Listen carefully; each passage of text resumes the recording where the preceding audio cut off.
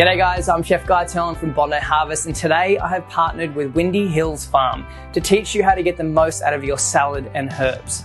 If you've watched my past recipes, you know I'm obsessed with light, fresh, zesty flavors, and there's no better way to get that than with delicious, healthy potted herbs. So we're going to get into it. I'm going to teach you a bunch of recipes, and you are going to fill your kitchen with herbs next time you go shopping. Let's get cooking. Best black mussels cooked in white wine with herb butter you have ever tasted. So we have gorgeous Port Lincoln Australian black mussels. We have some olive oil, some good quality white wine. We have our beautiful herb and garlic butter. We've got some garlic, some chili, some onion, and then we have our Windy Hills thyme and parsley to fold through there as well.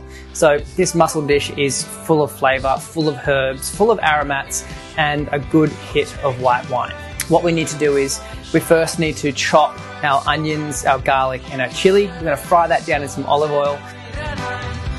From there, we're going to throw in our black mussels. Now we're going to coat those black mussels in that oil and in those onion and that kind of fried mix. From there, we're going to throw in our beautiful herb butter.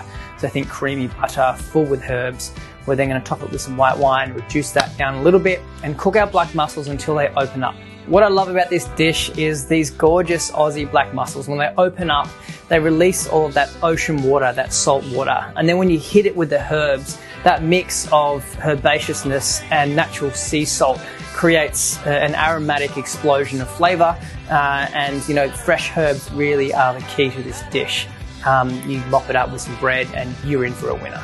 There you have it, gorgeous black mussels. The smell of these things, the beautiful herb, that thyme, that white wine, it will blow your mind. And perfect combination, some bread, a little bit of Chardonnay or Riesling, and you're in for a really good night.